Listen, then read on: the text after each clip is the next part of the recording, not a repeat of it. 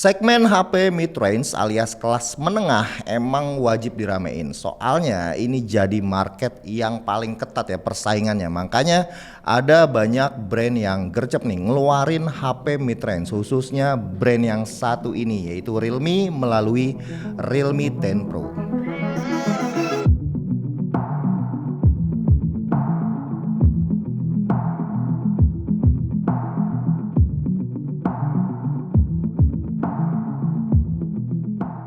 Kalau diperhatiin agak lamaan, Realme 10 Pro ini cakep juga ya desainnya. Framenya kotak, digenggam ada berasa premiumnya, ada rasa berat-beratnya gitu. Di atas kertas tertulis 190-an gram. Tampilannya clean banget, apalagi yang gua pegang ini warna hitam agak doff ya.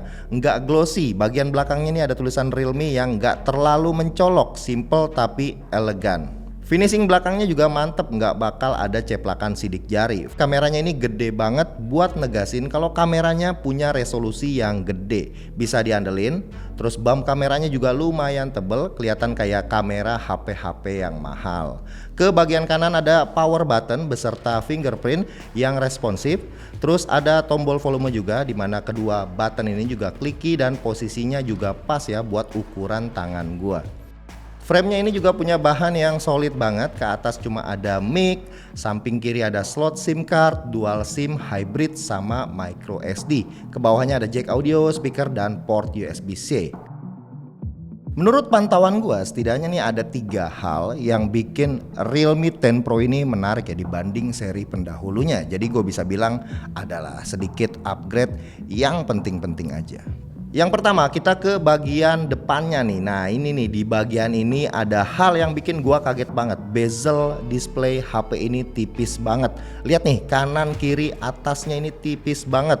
Menurut gua ini cukup gila sih dengan kualitas bezel setipis ini. Buat ukuran HP mid-range itu udah wow banget. Tapi sayang disayang bezel bagian bawahnya masih tebal, jadi kelihatan agak jomplang ya. Tapi ya wajar, sekali lagi karena ini adalah segmen HP mid-range. Dengan bezel setipis ini gue sih bisa jamin ya bakalan asik dipakai buat nikmatin konten multimedia. Nonton film berasa lebih imersif. Buat konten kekinian mode portrait 16:9 juga bakalan sedep bikin betah. Layarnya berukuran 6,72 inci dengan screen to body rasio 93% karena bezelnya yang tipis tadi. Terus displaynya juga menggunakan panel IPS beresolusi Full HD+. Tingkat kecerahannya juga lumayan, katanya sih update dari versi sebelumnya jadi 680 nits yang udah oke buat digunakan di luar ruangan. Terus punya refresh rate 120 Hz juga, jadi bakalan smooth dipakai buat experience penggunaannya. Gue coba pakai browsing ya, website itu lancar, scrolling Twitter lancar, sosmed juga kelihatan loncer banget. Navigasi ke launchernya, terus ke menu settingnya juga smooth di 120 Hz. Peningkatan yang kedua itu adalah speaker yang udah stereo. Jadi kalau buat dipakai untuk bermultimedia itu bakalan mantep banget.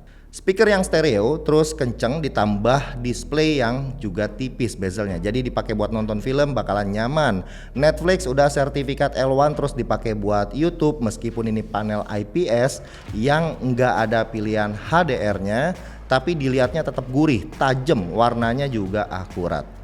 Nah peningkatan yang ketiga adalah kamera yang pakai resolusi 108 megapiksel. Ini peningkatan yang oke lah karena seri sebelumnya itu 64 megapiksel.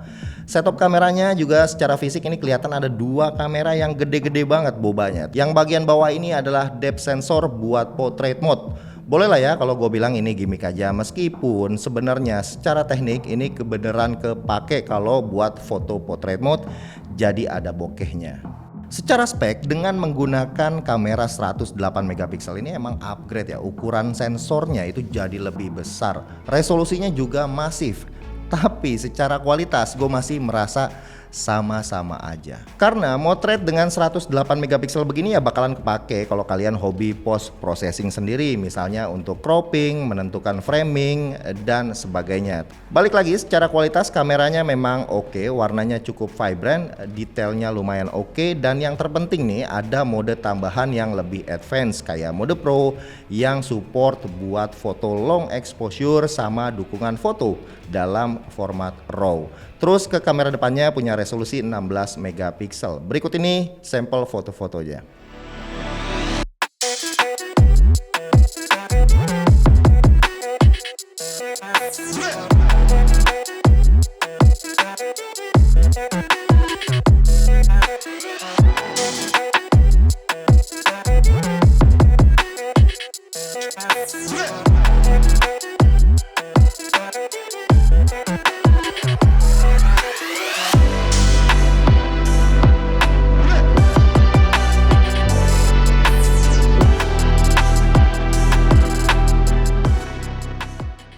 Perekaman videonya mentok di 1080 di 30 fps aja untuk kamera utamanya. Ada 60 fps tapi jadi 720p.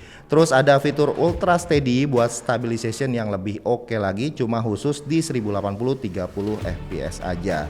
Untuk kamera depannya maksimum juga di 1080 30 fps aja. Hari ini lumayan cukup cerah nih, ada biru-birunya. Sebelah sana udah mulai mendung, jadi sekalian aja gue ambil sampel. Ini adalah perekaman dari Realme 10 Pro di resolusi 1080 30 fps. Kayaknya udah ada default stabilizationnya ya, jadi lumayan stabil. Nah yang ini adalah 60 fps, kita lihat gerakannya smooth apa enggak. Tapi pas dipindahin ke 60 fps itu resolusinya turun ya, jadi 720 aja. Jadi maksimum di 1080 30, dan kalau 60 fps itu jadi 720p. Kayaknya udah stabil juga. Lumayan stabil. Nah, kalau ini adalah Ultra Steady.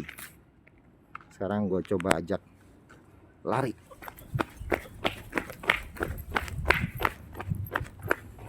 Nah, Ultra Steady ini kayaknya di 1080 30 fps juga. Dan ini kamera depannya di 1080 30 fps. Sebelah sini langitnya lebih biru, tapi kayaknya nggak kelihatan ya. Dari viewfinder sih nggak kelihatan. Ya.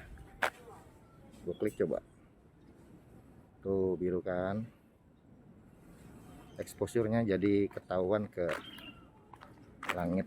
Oke, sekarang kita ke bagian performanya. Sebagai HP mid-range, gue cukup bosen ya. Kemarinan tuh kayak dikuasain sama chipset MediaTek terus. Jadi ada angin segar nih rasanya, meski kedengarannya sama-sama aja ya secara performanya. Realme 10 Pro ini menggunakan chipset Qualcomm Snapdragon 695 5G octa-core dipadukan sama RAM 8GB LPDDR4X. Storage-nya juga versi 128GB nih ya, yang gue pakai UFS 2.2 dengan sistem Realme UI 4.0 berbasis Android terbaru, Android 13. Gue cek security update-nya saat ini ada di Oktober 2022. Lumayan cukup tertinggal ya security updates-nya. Interface-nya cukup menarik, ada banyak pilihan kustomisasi dari launchernya, fitur-fiturnya, gaming modenya. Terus soal bloatware-nya juga lumayan banyak dan bisa di-uninstall. Overall gue suka, tapi bukan berarti nggak ada kekurangan. Ada satu hal yang gue kurang suka, yaitu nih, kalau kita habis install aplikasi dari Play Store, itu ada custom package installer yang mempromosikan aplikasi dari market app mereka sendiri. Itu aja sih, dan sisanya oke. Kalau kalian ngelihatnya nggak ngerasa keganggu, artinya ya bakalan fine-fine aja. Balik lagi ke performanya, gue tes benchmark Antutu, gue bisa dapetin skor 415 ribuan. Cukup oke lah ya buat kelasan HP mid-range. Lanjut gue tes 3D Mark Wildlife Stress Test, gue dapetin skor best loopnya 1201 dan lowest loopnya di 1196 dengan stability 99,6%. Performanya juga cukup stabil ya grafiknya.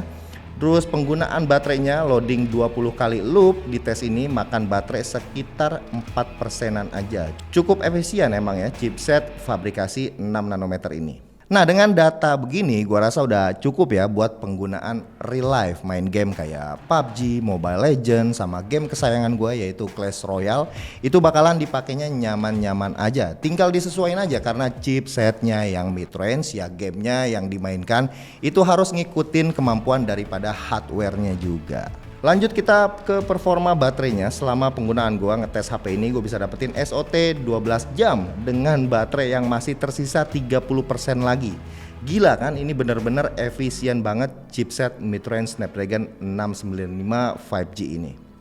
Terus untuk pengecasannya dengan batok casan bawaan 33 watt mereka klaim bisa ngecas 50% dalam waktu 29 menit. Dan pengetesan gua ngecas dari kondisi baterai lowbat sampai penuh itu makan waktu sekitar 1 jaman aja. 30 menit itu udah bisa di atas 50% lebih. Sebenarnya data segini udah oke lah ya untuk ukuran ngecas di 33 watt.